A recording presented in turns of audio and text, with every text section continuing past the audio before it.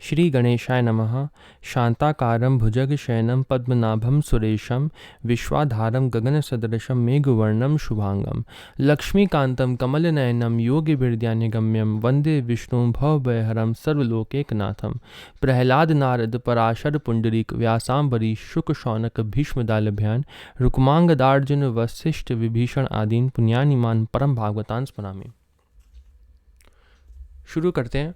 श्री भक्तमाल का हम 44वां छप्पा पढ़ेंगे। जय देव कवि नृप चकवे खंड मंडलेश्वर आन कवि प्रचुर भयो तिहु लोक गीत गोविंद उजागर। कोक काव्य नवरस सरस सिंगार को सागर अष्टपदी अभ्यास करे तेहि बुद्धि बढ़ावे।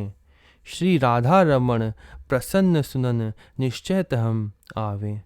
संत सरोरुह खंड को पद्मापति सुख जनक रवि जयदेव कवि नृपचक्कवे खंड मंडलेश्वर आन कवि।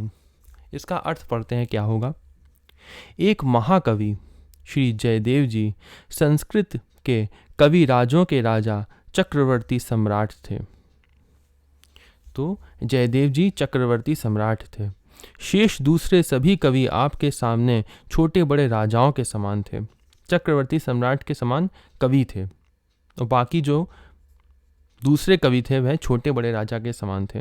आपके द्वारा रचित गीत गोविंद महाकाव्य तीनों लोकों में बहुत अधिक प्रसिद्ध एवं उत्तम सिद्ध हुआ। लिखा है तीनों लोकों में हुआ। यह गीत गोविंद कोक शास्त्र का, साहित्य के नवरसों का और विशेषकर उज्ज्वल एवं सरस श्रृंगार रस का सागर है। इसकी अष्टपदियों का जो कोई नित्य अध्ययन एवं गान करे उसकी बुद्धि पवित्र एवं प्रखर होकर दिन प्रतिदिन बढ़ेगी। जहाँ अष्टपदियों का प्रेम पूर्वक गान होता है वहाँ उन्हें सुनने के लिए भगवान श्री राधा रमण जी अवश्य आते हैं और सुनकर प्रसन्न होते हैं।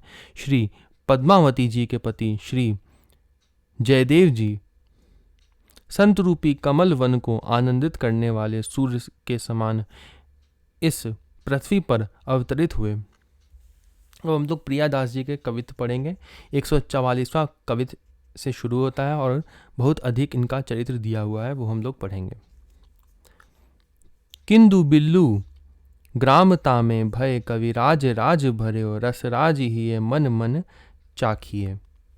कवि सम्राट श्री जयदेव जी बंगाल प्रांत के वीरभूमि जिले के अंतर्गत किंदु विल्व नामक ग्राम में उत्पन्न हुए थे। आपके हृदय में रसों का राजा श्रृंगार रस पूर्ण रूप से भर गया था।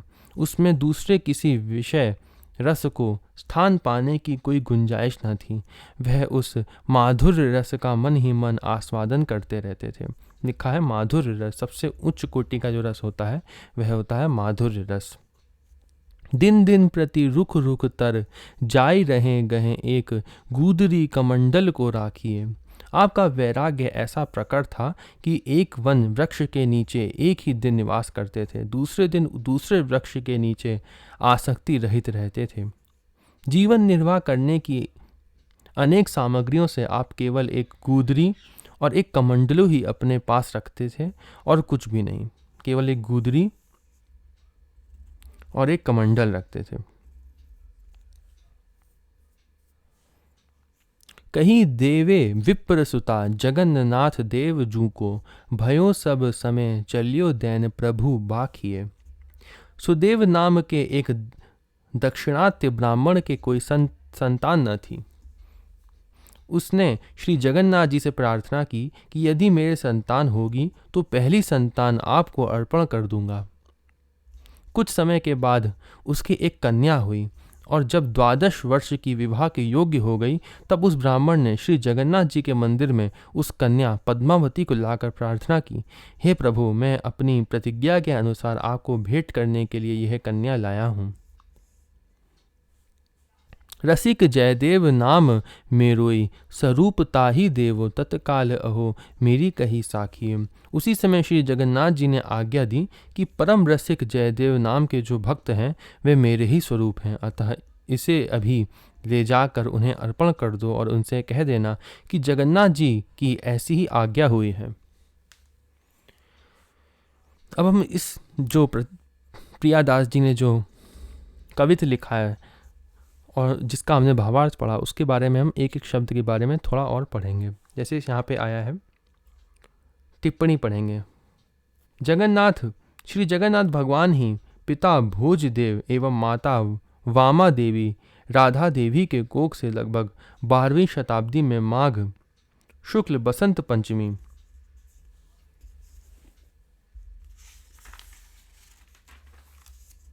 मकर संक्रांति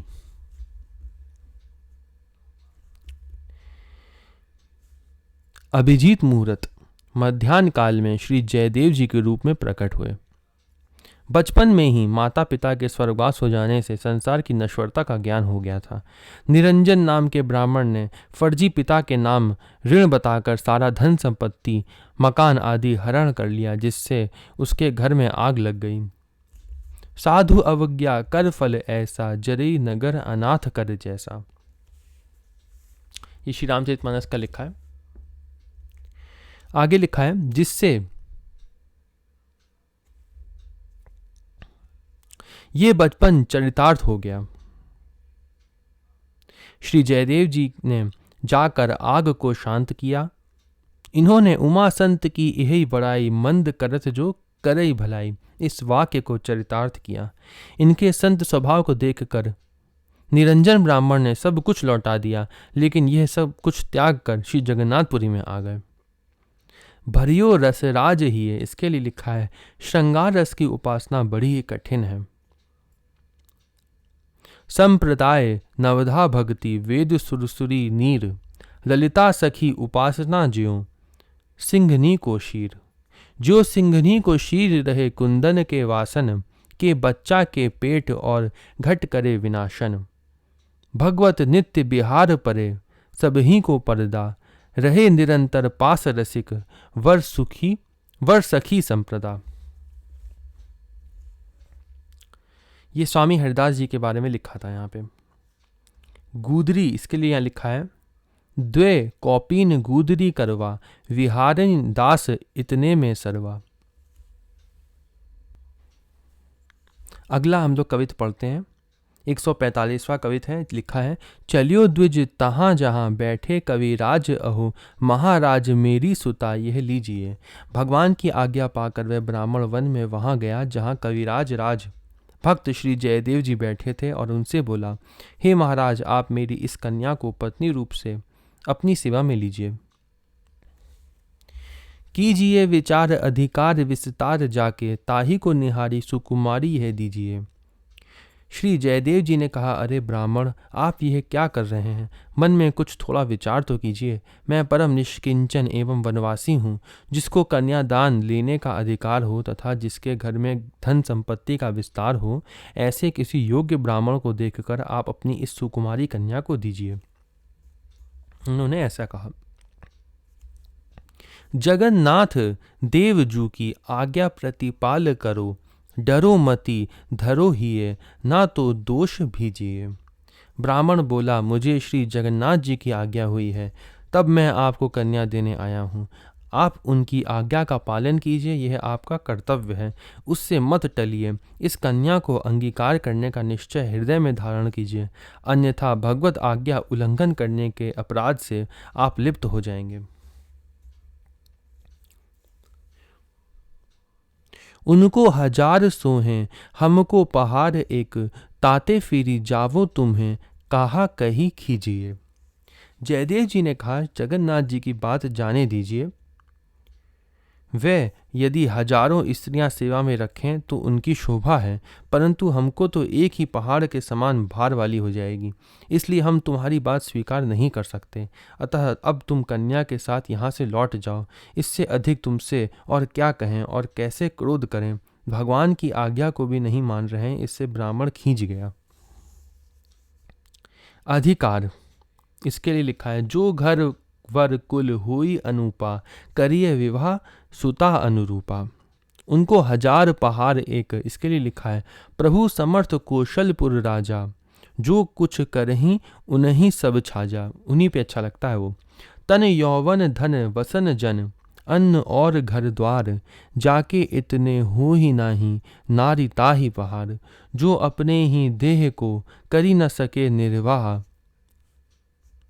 सो दुखिया कैसे करे अति ही दुखद विवाह। अगला हम लोग पढ़ते हैं कवित। सुता सो कहत तुम बैठी रहो, या ही ठौर आज्ञा सिर मोर मुँह पे, नाही जाती टारी है। तब वह ब्राह्मण अपनी लड़की से बोला, मुझे तो जगन्नाथ जी की आज्ञा शिरोधार्य है, मैं उसे कदापि टाल नहीं सकता। तुम इनके समीप स्थिर होकर रहो। चलियो अन खाई समझाई हारे, बातनी सुन मन तू समझ कहा, कीजे सोच भारी है। श्री जयदेव जी के अनेक प्रकार की बातें समझाकर हार गए, पर वह ब्राह्मण नहीं माना और अप्रसन्न होकर चला गया। तब वह अपने मन से कहने लगे, अरे मन, तू सोच और समझ कि अब क्या करना चाहिए। इस प्रकार वह बड़े भारी सोच में पड़ गए। बोले द्विज बालक की सो, आप ही विचार करो, धरो ही ये ज्ञान मुँह पे, जाति न संभारी है।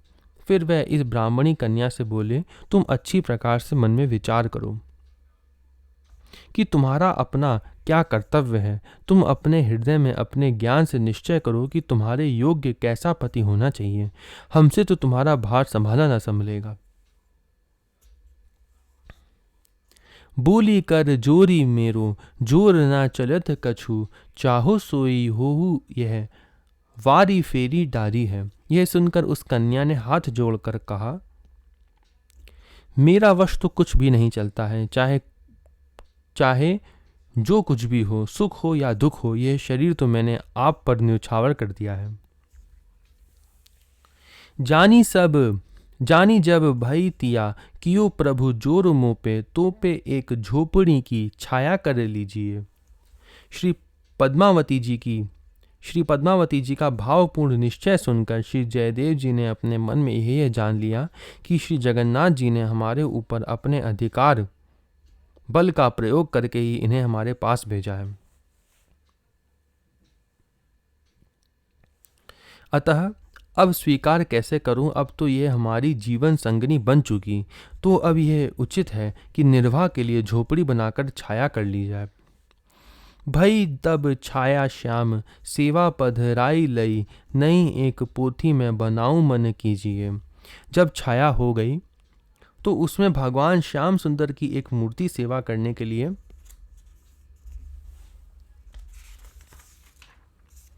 पधरा ली। पश्चात मन में आया कि परम प्रभु की ललित लीलाएं जिसमें वर्णित हों, ऐसा एक ग्रंथ बनाऊं।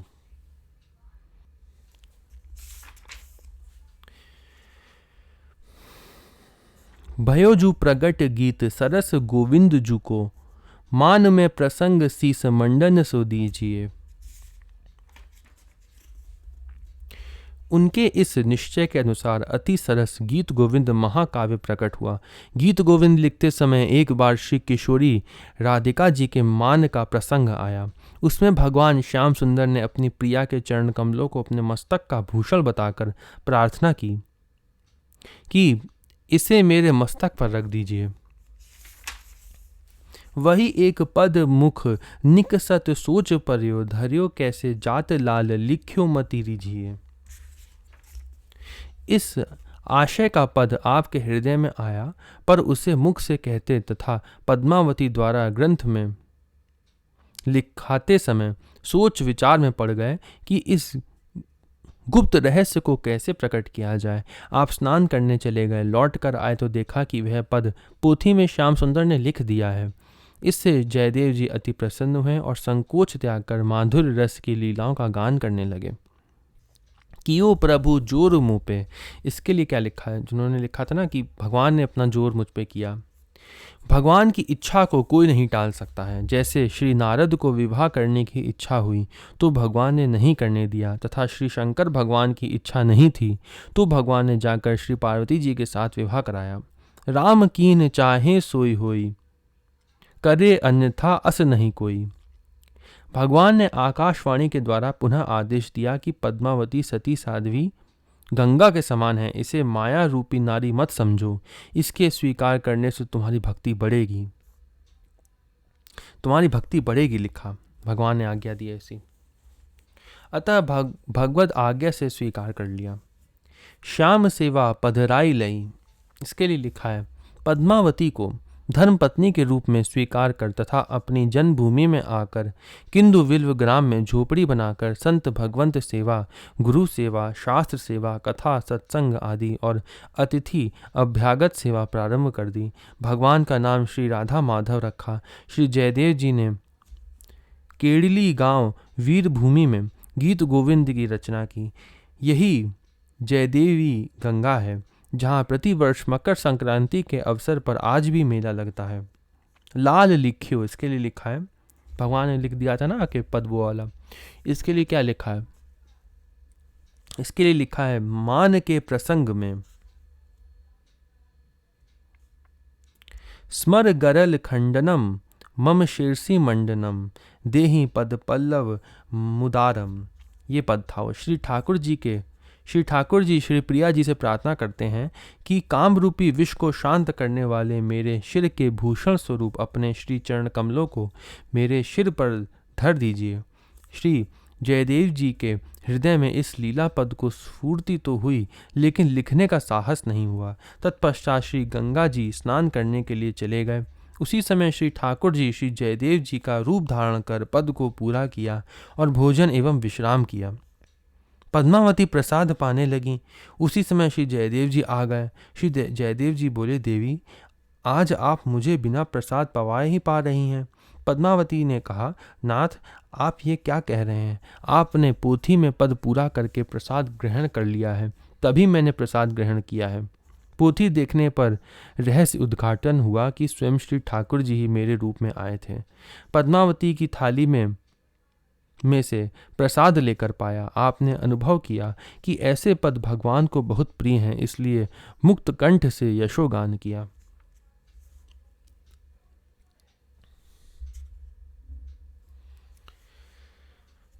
नीलाचल धाम तामे पंडित नृपति एक, करी यही नाम धरी पोथी सुखदायी। जगन्नाथ धाम में एक राजा पंडित था।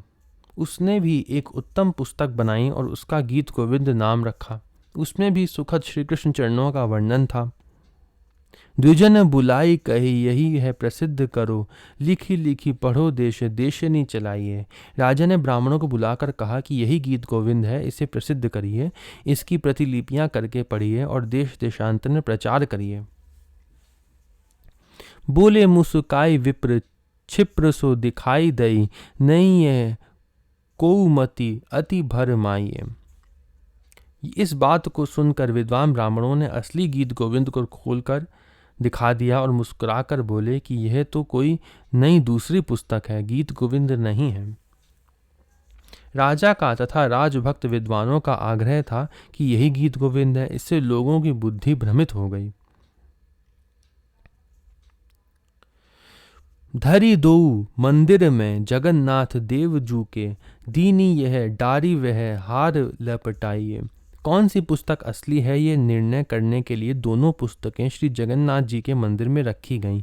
बाद में जब पट खोले गए तो देखा गया कि जगन्नाथ जी ने राजा की पुस्तक को दूर फेंक दिया है और जयदेव विकृत गीत गोविंद को हार अर्पित कर अथवा हार माला की तरह उसे अपनी छाती से लगा लिया है। परियो सोच भारी नृप निपट खिसानो भयो, गयो उठी सागर में बूढ़ो वही बात है। इस दृश्य को देखकर राजा अत्यंत लज्जित हुआ। अपनी पुस्तक का अपमान जानकर बड़े भारी शोक में पड़ गया और समुद्र की ओर चला। उसने इस बात का निश्चय किया कि अब मैं समुद्र में डूबकर मर जाऊंगा। मैंने भी उसी श्री कृष्ण लीला का वर्णन किया है जिसे जयदेव जी ने लिखा है। अति अपमान कियो में बखान सोई, गोई जात कैसे आँच लागी गात गात है। फिर भी श्री जगन्नाथ जी ने मेरा अत्यंत अपमान किया, इसे मैं कैसे सहन करूं और हृदय में कैसे छिपाऊं। इस अपमान से मेरे अंग प्रत्यंग में आग सी लग गई है। आज्ञा प्रभु दई मत बूढ़े तू समुद्र मांझ दूसरो ना ग्रंथ ऐसो वृथा तनु पात है। जब राजा डूबने जा रहा था तो उस समय प्रभु ने दर्शन देकर आज्ञा दी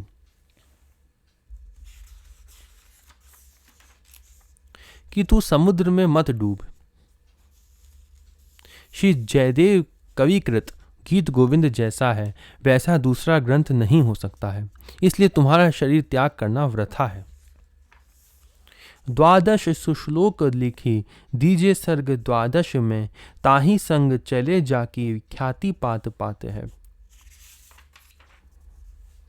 अब तुम ऐसा करो कि गीत गोविंद के 12 सर्गों में अपने 12 श्लोक मिलाकर लिख दो। इस प्रकार तुम्हारे 12 श्लोक उसके साथ प्रचलित हो जाएंगे, जिसकी प्रसिद्धि पात पात में अर्थात सर्वत्र तीनों लोकों में फैल जाएगी। सागर में बूढ़ों, इसके लिए लिखा है, सज्जन पुरुष की मानहानि होने पर वह या तो मृत्यु को वर्णन करता है या देश छोड़कर दूर चला जाता है। ये गीता जी के लिखा है श्लोक, और ये रामायण का लिखा हुआ है, रामचरितमानस का। संभावित कहम अपजस लाहू, मरण कोटि सम दारुण दाहू। वृथा तनुपात, इसके लिए लिखा है, तुलसी निज कीरति चहें, पर की कीरति खोए, तिनके मुँह मसी लागी हैं, मुए हूँ न मिट ही धोए। सुता एक माली की, जू बैंगन की बारी मांझ तोरे वन माली गावे, कथा सर्ग 5 की। एक बार माली की लड़की बैंगन के खेत में बैंगन तोड़ते समय गीत गोविंद के 5वें सर्ग की इस अष्टपद को गा रही थी। धीर समीरे यमुना तीरे वसती वने वनमाली। उस मधुर गान को सुनने के लिए श्री जगन्नाथ जी, जो उस समय अपने श्री अंग पर महीन एवं डोली पोशाक धारण किए हुए थे, उसके पीछे पीछे डोलने लगे। वह सुनते सुनते बीच में बार बार वाह वाह बहुत अच्छा ऐसा कहते जाते थे। उस समय उन्हें यह स्मरण हो आया कि वह श्री राधा के मान करने पर विरह की अग्नि से किस प्रकार तप्त हुआ करते थे।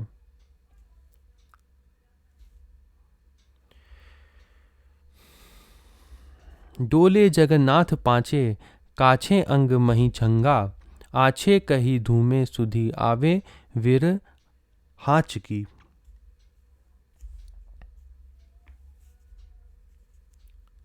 फट्यो पट देखी नृप, पूछी अहो भयो कहा, जानत ना हम अब कहो बात साँच की। प्रेमवश बेसुध होकर लड़की के पीछे पीछे घूमने से कांटों में उलझकर श्री जगन्नाथ जी के वस्त्र फट गए। उस लड़की के गान बंद करने पर आप मंदिर में पधारे। फटे वस्त्रों को देखकर पुरी के राजा ने आश्चर्यचकित होकर पुजारियों से पूछा, अरे यह क्या हुआ? ठाकुर जी के वस्त्र कैसे फट गए? पुजारियों ने कहा कि हमें तो कुछ भी मालूम नहीं है। प्रभु ही जनाई मन भाई मेरे वही गाथा, ल्याए वही बालकी को पालकी में नाच की। तब स्वयं ठाकुर जी ने सब बात बता दी और कहा कि गीत गोविंद हमें अत्यंत प्रिय लगता है। राजा ने प्रभु की रुचि जानकर पालकी भेजा, उसमें बैठाकर उस लड़की को बुलाया। उसने आकर ठाकुर जी के सामने नृत्य करते हुए उसी अष्टपदी को गाकर सुनाया। प्रभु अत्यंत प्रसन्न हुए। तब से राजा ने मंदिर में नित्य गीत गोविंद गान की व्यवस्था की।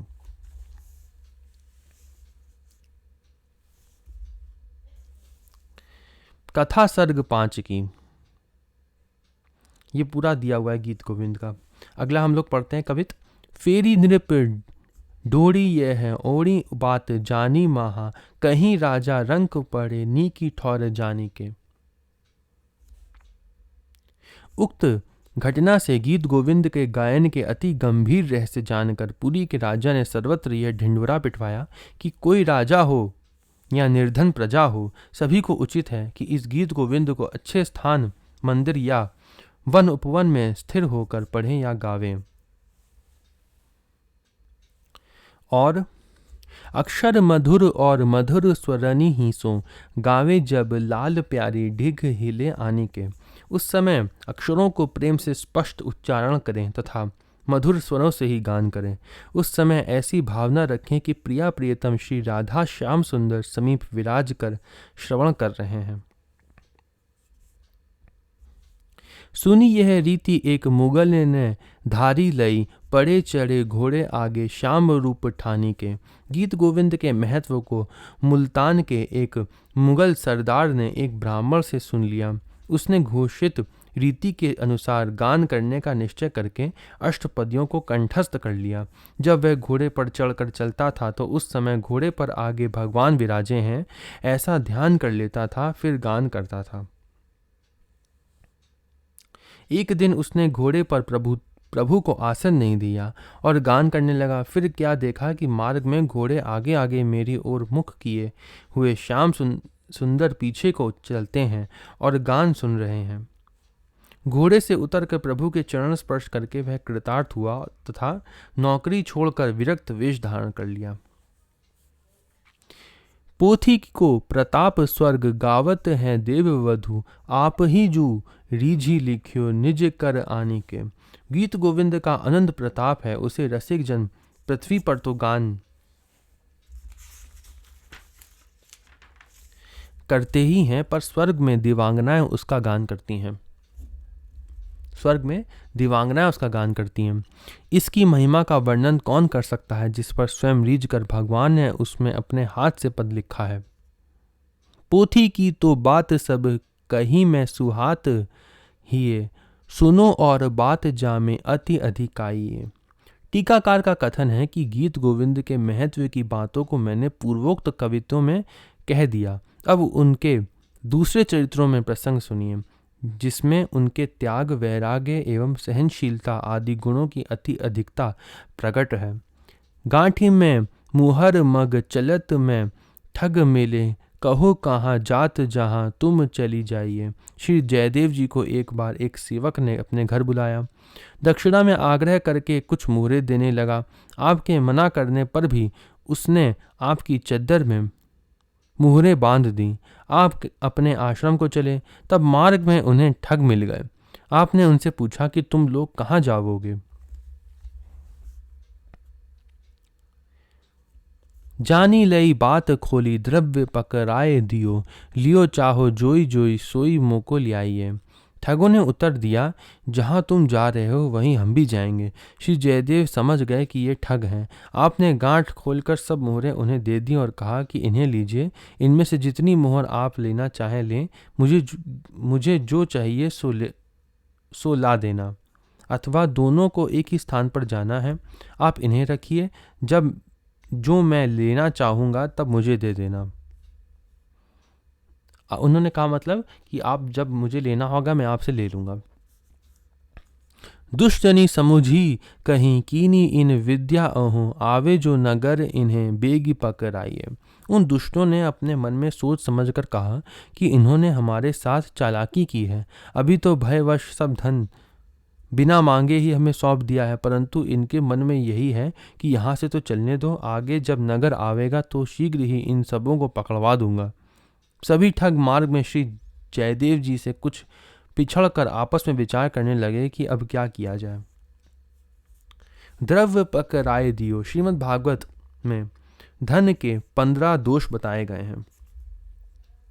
कौन कौन से हैं वो? धन के उपार्जन में, उपार्जन कर लेने पर उसकी बुद्धि, रक्षा, उसकी वृद्धि। पहला तो उपार्जन में धन के, फिर उसकी वृद्धि, रक्षा एवं व्यय करने में तथा उसके नाश और उपभोग में मनुष्यों को निरंतर परिश्रम, भय, चिंता, भ्रम का सामना करना पड़ता है।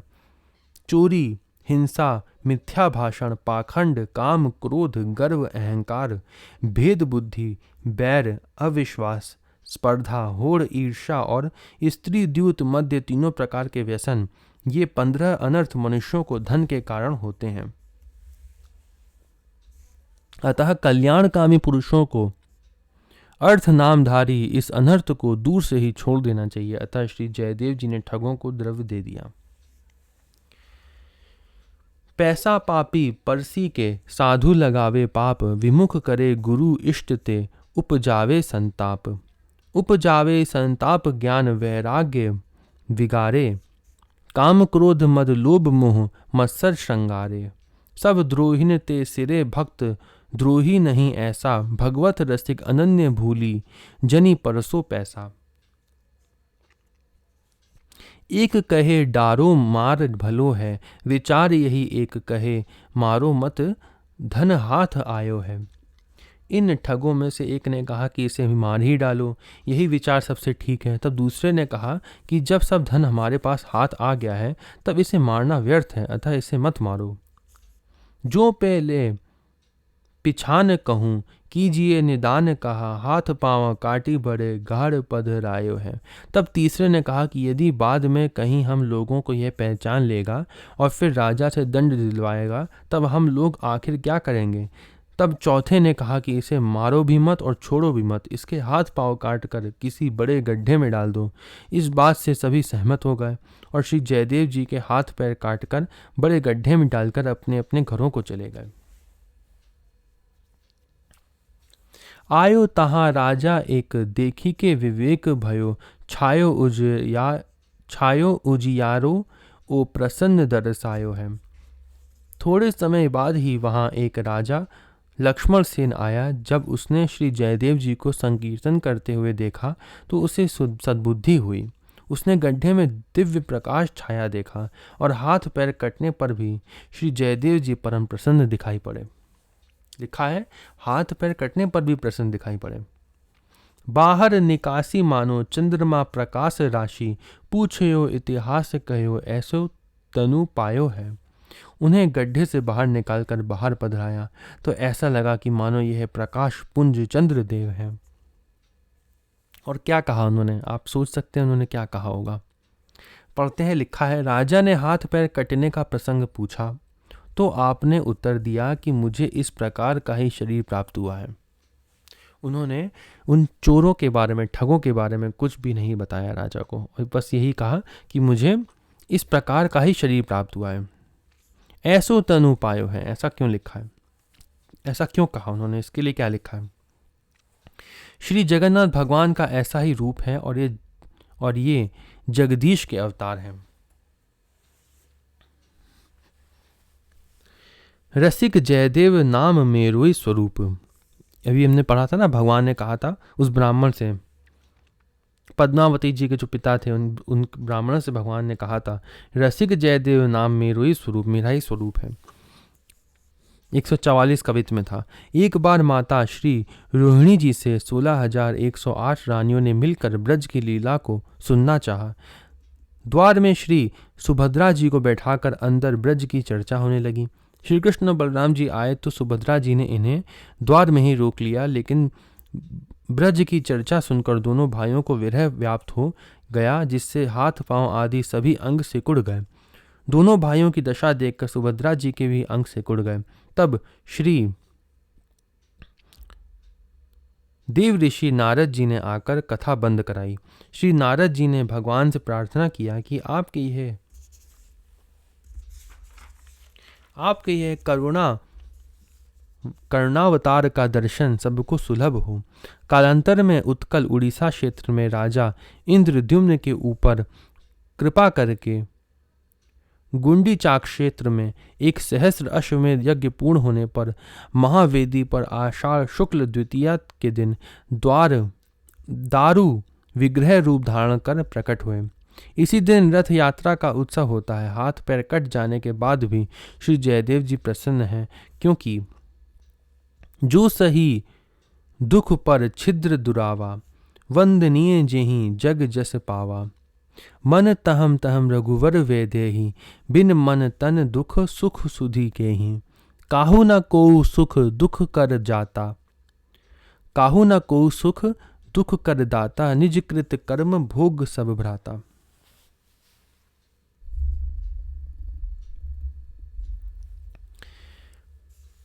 बड़े प्रभाववान सके को बखान अहो, मेरे को भूरी भाग दर्शन कीजिए। श्री जयदेव जी के दिव्य दर्शन एवं मधुर वचनामृत को श्रवण कर राजा ने मन में विचारा कि ये तो कोई बड़े प्रतापशाली महापुरुष हैं। इनके महत्व और गुणों का वर्णन कौन कर सकता है। मेरा बड़ा भारी सौभाग्य है कि ऐसे संत के दर्शन प्राप्त हुए। पाल की बैठाए लिए किए सब ठूठ नीके, जी के भाई भय कछु आज्ञा मोही दीजिए। राजा इन्हें पालकी में बैठाकर घर ले आया। चिकित्सा के द्वारा कटे हुए हाथ पैरों के घाव ठीक करवाए। राजा ने श्री जयदेव जी से प्रार्थना की कि मेरे मन में किसी महापुरुष के सत्संग को प्राप्त करने की इच्छा थी, वह पूरी हो गई। अब आप मुझे आज्ञा दीजिए कि कौन सी सेवा करूं जिससे मेरा कल्याण हो। करो हरि साधु सेवा, नाना पकवान मेवा, आवे जोई संत तिन्हें देखी देखी भीजिए। श्री जयदेव जी ने कहा, राजन, अनेक प्रकार के मेवा और मिष्ठानों के द्वारा श्रद्धा समेत भगवान और भगवान के भक्तों की सेवा कीजिए। जो संत आवे उनका दर्शन करके आनंद मग्न हो जाया कीजिए। ऐसी आज्ञा पाकर राजा हरि साधु सेवा करने लगा। इनकी ख्याति चारों ओर फैल गई। आए वे ठग माला तिलक चिलक किए, किल की के कही बड़े बंधु लखी लीजिए। एक दिन वही चारों ठग सुंदर कंठी माला धारण कर और चमकते हुए विशाल तिलकों को लगाकर आकर्षक संत वेश धारण किए हुए राजा के यहाँ आए। उन्हें देखते ही श्री जयदेव जी ने अत्यंत प्रसन्न होकर कहा, देखो, आज तो मेरे बड़े गुरु भाई लोग आए हैं। ऐसा कहकर उन्होंने सबका बड़ा ही स्वागत किया उन्होंने उनका। करो हरि साधु सेवा, कंठी माला तिलक छाप से युक्त चांडाल भी पूजनीय है, इसमें संदेह नहीं है। माला तिलक तोल बराबर घोंगची, मोल बराबर नाही, वेश बरोबर परशुराम, भेद बरोबर नाही। तौल में घुंगची और सोना बराबर होने पर भी उनके मोल में महान अंतर है। वैसे ही वास्तविक संत और वेशधारी संत देखने में एक से प्रतीत होने पर भी उनके हार्दिक भावों में महद अंतर होता है। नृपति बुलाए कही हिये, हरि भाई भरी ढेरे, तेरे भाग अब सेवा फल लीजिए। श्री जयदेव जी ने उन्हें हृदय से भगवत के समान माना और शीघ्र राजा को बुलाकर कहा कि ये बड़े भारी संत हैं, इनके हृदय भगवत से प्रेम से परिपूर्ण हैं। आज तेरे बड़े भाग्य फले हैं जो ये तेरे घर पर पधारे हैं। अब तुम इनकी प्रेम से यथोचित सेवा करके संत सेवा का फल प्राप्त कर लो। गयो ले महल मांझ, टहल लगाए लोग, लागे होन भोग जिए, शंका तन छीजिए। आज्ञा पाकर राजा उन्हें भीतर महल में ले गया और अनेक सेवकों को उनकी सेवा में लगा दिया। बड़े सुंदर सुंदर स्वादिष्ट भोजन होने लगे, परंतु उन चारों के मन अपने पाप से व्याकुल थे। उन्हें भय था कि ये हमें पहचान गया है, राजा से कहकर मरवा देगा। इस चिंता के कारण उनके शरीर सूखे जा रहे थे। मांगे बार बार विदा, राजा नहीं जान देते, अति अकुलाए कहीं, स्वामी धन दीजिए। वे राजा से बार बार विदा मांगते थे, पर राजा उन्हें जाने नहीं देते थे। जब वे अत्यंत व्याकुल होने लगे, चले जाने का आग्रह करने लगे, तब स्वामी श्री जयदेव जी ने राजा से कहा कि इन्हें पर्याप्त धन देकर विदा कीजिए। दे के बहु भांति सो, पठाए संग मानुष हूँ, आवो पहुँचाए तब तुम पर रीजिए। राजा ने अनेक प्रकार के वस्त्र, रत्न, आभूषण आदि उन्हें देकर विदा किया। सामान को ढोने के लिए साथ में कई मनुष्यों को भी भेजा और कहा कि इनको अपने आश्रम में आदर पूर्वक पहुंचा कर आओ, तब हम तुम्हारे ऊपर प्रसन्न होंगे और तुम्हें भी मुंह मांगी वस्तु देंगे। पूछे नृप नर को, तुम्हारी ना सरवर जिते, आए साधु ऐसी सेवा नहीं भई है। राजा के सिपाही लोग उनकी गठरियों को लेकर उन ठग संतों को पहुंचाने के लिए उनके साथ साथ चले। कुछ दूर जाने पर विश्राम के लिए एक ओर राजपुरुष, दूसरी ओर और वे संत बैठ गए। राजपुरुषों ने उन संतों से पूछा कि भगवान, आप लोगों के समान दूसरा कोई संत हमने नहीं देखा। स्वामी जूसो नातो कहा, कहो हम खाई हाँ, राखियो दुराई, यह बात अति नहीं है। राजा के यहाँ नित्य संत महात्मा आते जाते रहते हैं। परंतु आपकी जैसी सेवा हुई है, स्वामी जी ने जितना सत्कार आपका किया और राजा से करवाया है, ऐसा किसी दूसरे साधु संतों का सेवा सत्कार आज तक नहीं हुआ। इसलिए हम हा हा खाते और अत्यंत आग्रहपूर्वक प्रार्थना करते हैं कि आप बताइए कि स्वामी जी से आपका क्या संबंध है। उन्होंने कहा, यह बात अत्यंत नई तथा गोपनीय है। मैं तुम्हें बताता हूं, पर तुम किसी से मत कहना। हूते एक ठौर नृप चाकरी में तहां इन कियोई बिगाड़ मारी डारो आज्ञा दई है। पहले तुम्हारे स्वामी जी और हम सब एक राजा के यहाँ नौकरी करते थे। वहां इन्होंने बड़ा भारी अपराध किया। राजा ने इन्हें मार डालने की आज्ञा दी। ये लोग जितनी भी कहानी बता रहे हैं वह सब झूठ बता रहे हैं। ऐसी झूठ से ही अपनी मन से कहानी बना रहे हैं और बता रहे हैं उस सिपाही को। अब देखते हैं आगे इसमें क्या होता है। राखे हम हितु जानी ले निदान हाथ पाव वाही के स्थान अब हम भरी लई है। परंतु हमने अपना प्रेमी जानकर इनको मारा नहीं, केवल हाथ पैर काट कर राजा को दिखा दिया और कह दिया कि हमने मार डाला। उस हमारे उपकार के बदले में हमारा सत्कार विशेष रूप से करवाया गया है। हम लोगों ने अपने उपकार का बदला भर पाया। सब झूठ उन्होंने ये सब बता दिया, लेकिन ये जो झूठ था भगवान सब देख रहे थे और ये भगवान से सहन नहीं हुआ ये झूठ। तो फिर आगे क्या होता है हम पढ़ते हैं। फाटी गई भूमि सब ठग वे समाई गई, ठग वे समाई गए भय ये चकित दौरी स्वामी जू पे आए हैं। उन कृतघ्नि साधु वेशधारियों के इस प्रकार झूठ बोलते ही पृथ्वी फट गई और वे सब उसमें समा गए। इस दुर्घटना से राजपुरुष लोग आश्चर्यचकित हो गए। वे सबके सब दौड़कर स्वामी जी के पास आए और जैसा हाल था कह सुनाया।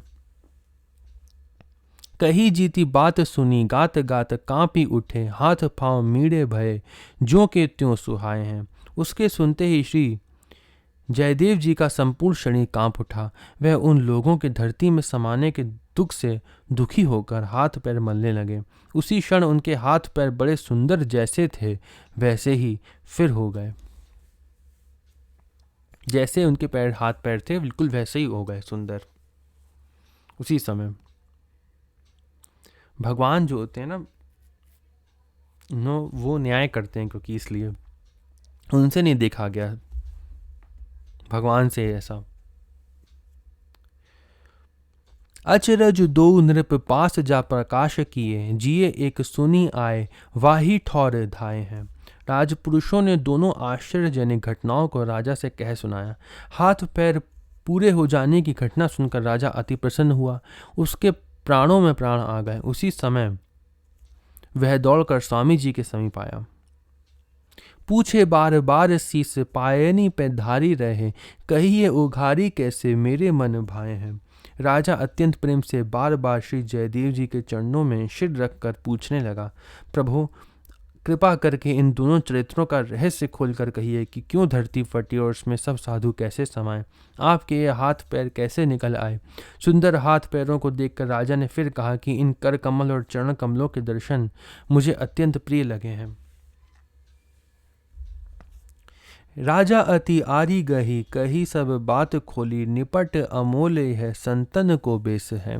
राजा ने स्वामी जी से सब अत्यंत हट किया। तब उन्होंने सब बात खोल कर कह दी। फिर बोले कि देखो राजन, ये संतों का वेश अत्यंत अमूल्य है, इसकी बड़ी भारी महिमा है। कैसो अपकार करें तऊ उपकार करे, डरे रीति आपनी ही सरस सुदेश है। संतों के साथ कोई चाहे जैसी और चाहे जितनी बुराई करे तो भी वह उस बुराई करने वाले का बुरा ना सोचकर बदले में उसके साथ भलाई ही करते हैं। संत सर्वदा सबके साथ उपकार करने वाली अपनी पद्धति पर ही चलते हैं। उनके हृदय करुणापूर्ण होते हैं। उनके लक्ष्य भक्ति रस से परिपूर्ण हैं और वे सरस तथा सुंदर हैं। साधुता न तजे कभू, जैसे दुष्ट दुष्टता न यही जानी लीजे मिले रसिक नरेश हैं। वह संत साधुता को उसी प्रकार कभी नहीं त्यागते जिस प्रकार दुष्ट अपनी दुष्टता को नहीं छोड़ता है। इस परम गंभीर रहस्य को जान लेने पर अर्थात साधुता का त्याग ना करने पर रसिक नरेश संत महापुरुष एवं भगवान श्री श्याम सुंदर मिल जाते हैं। भगवान कैसे मिल जाते हैं उन्होंने बताया कि इस साधुता का ना त्याग करने पर रसिक नरेश संत महापुरुष एवं भगवान श्याम सुंदर मिल जाते हैं। साधुता का ना त्याग करने से भगवान मिल जाते हैं।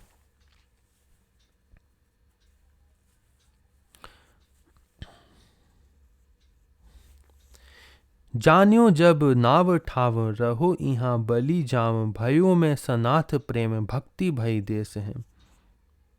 राजा ने कवि सम्राट श्री जयदेव जी का नाम तो सुना था पर उसने कभी दर्शन नहीं किया था। आज जब उसने श्री जयदेव जी के नाम गांव को जाना तो प्रसन्न होकर कहने लगा कि आप कृपा कर यहाँ विराजिए, मैं आप पर न्योछावर हूँ। आपके यहाँ विराजमान होने से मैं सनाथ कृतकृत्य हो गया हूँ। आपके यहाँ विराजने से मेरे पूरे देश में प्रेम भक्ति फैल गई है। आप सर्वदा यही विराजा करिए। कहीं सब बात खोली। अभी तक राजा को हाथ पैर कटने की बात नहीं बताई क्योंकि संत दूसरों के दोष ना देखकर अपने ही दोष देखते हैं।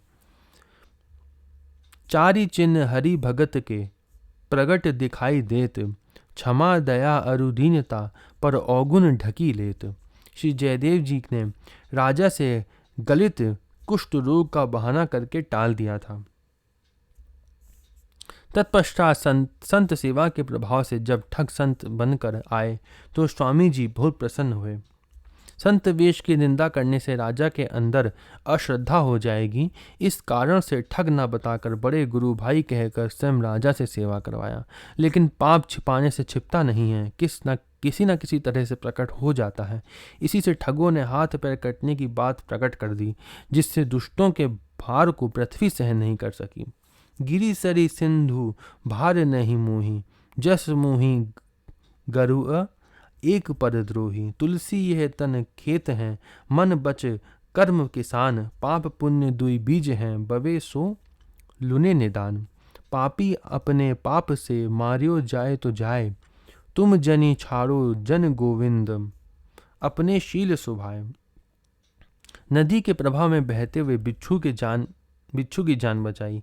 बिच्छू ने अपना स्वभाव डंक मारना नहीं छोड़ा और संत ने अपना स्वभाव परोपकार नहीं छोड़ा।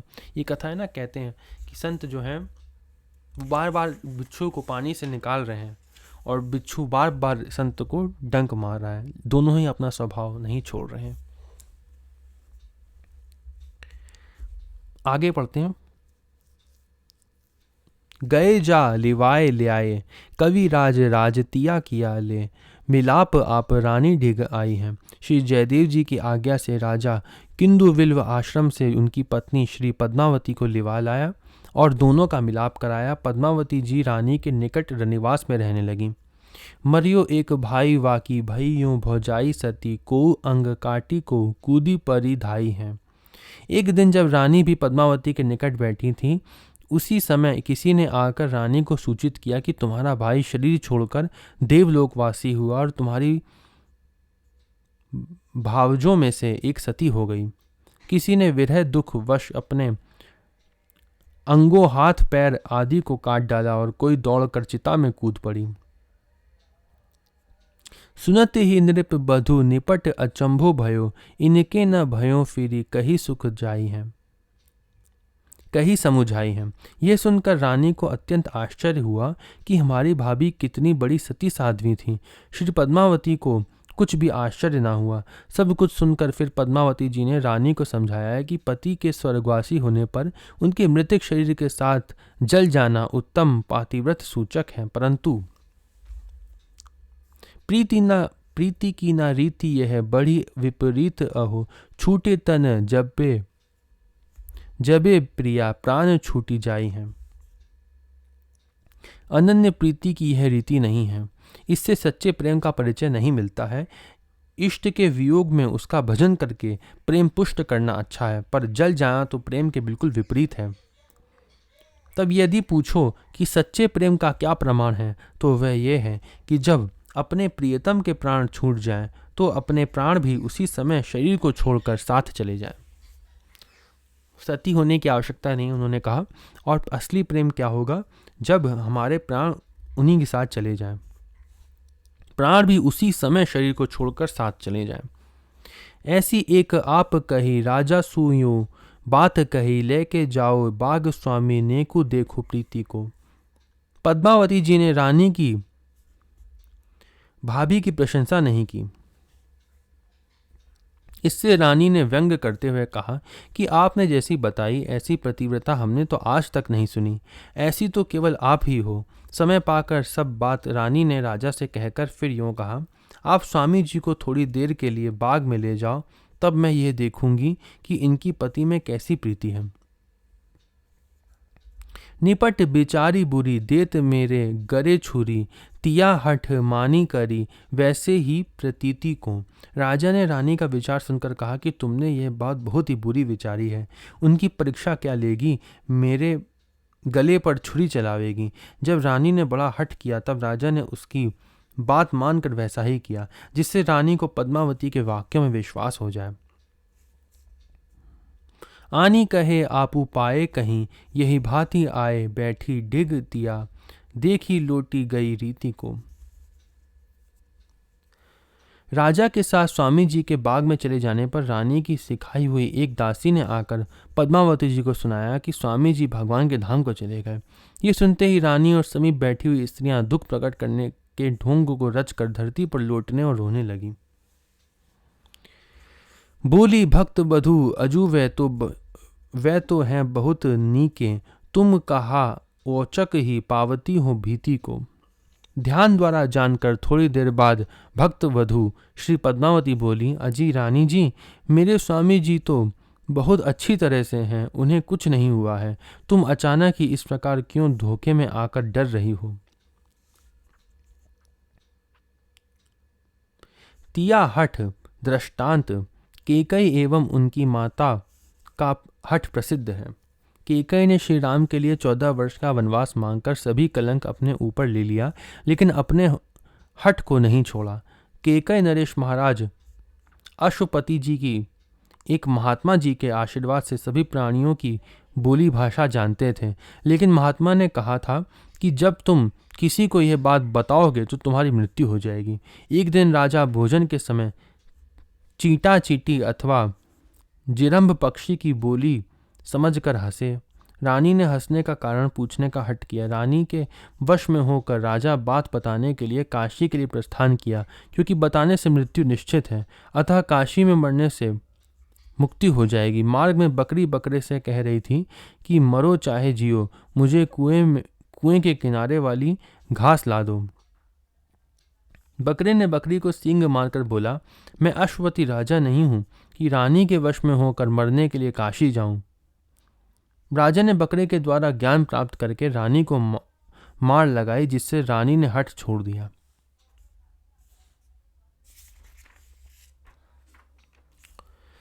भई लाज भारी पुनी, फेरी के संवारी दिन, बीती गए को जब तब वही कीनी है।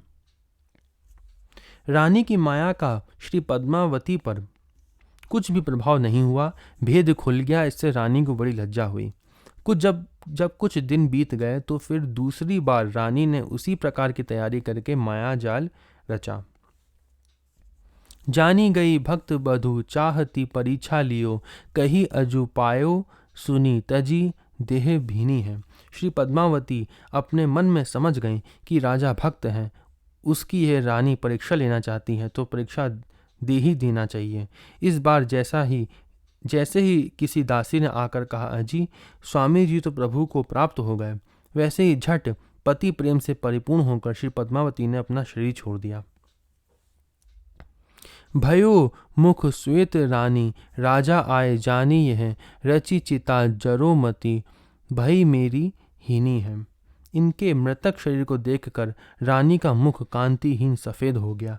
राजा आए और उन्होंने जब यह सब जाना तो कहने लगे कि इस स्त्री के चक्कर में आकर मेरी बुद्धि भी भ्रष्ट हो गई। इस पाप का यही प्रायश्चित है कि अब मैं भी जल जाऊं। राजा ने जलने के लिए चिता तैयार कर ली। भई सुधी आप कोसु आए बेगी दौरी इहाँ, देखी मृत्यु प्राय नृप कहियो मेरी दीनी है। श्री जयदेव जी को जब यह समाचार मिला तो वे दौड़कर वहां पर आए और मरी हुई पद्मावती को तथा मरने के लिए तैयार राजा को देखा। राजा ने कहा कि इनको मृत्यु मैंने दी है। जयदेव जी ने कहा, तो अब तुम्हारे जलने से यह जीवित नहीं हो सकती है, अतः तुम मत जलो। बोलियो नृप अजू मोही, जरिए बनत अब सब उपदेश लेके धूरी में मिलायो है। राजा ने कहा, महाराज अब तो मुझे जल ही जाना चाहिए, मुझसे जीवित नहीं रहा जाएगा, क्योंकि मैंने आपके सभी उपदेशों को धूल में मिला दिया, नष्ट कर दिया, हृदय में धारण नहीं किया, उनसे कुछ भी लाभ नहीं उठाया। कहियो बहु भांति ऐपे आवती न शांति की हूँ, गाई अष्टपदी सुर दियो तन जायो है। श्री जयदेव जी ने राजा को अनेक प्रकार से समझाया, परंतु उसके मन को कुछ भी शांति नहीं मिली। तब आपने गीत गोविंद की एक अष्टपदी का गान आरंभ किया। संगीत विधि से आलाप करते ही श्री पद्मावती जी जीवित हो गईं। लाजनी को मारियो राजा, चाहे अपघात कियो, जियो नहीं जाति भक्ति ले सहु ना आयो है। इतने पर राजा लज्जा के मारे मरा जा रहा था और अपनी आत्महत्या कर लेना चाहता था। उससे जीवित नहीं रहा जाता था। वह बार बार मन में सोचता था कि ऐसे महापुरुष का संग पाकर भी मेरे मन में भक्ति का लेश मात्र भी नहीं आया, अतः मुझे धिक्कार है।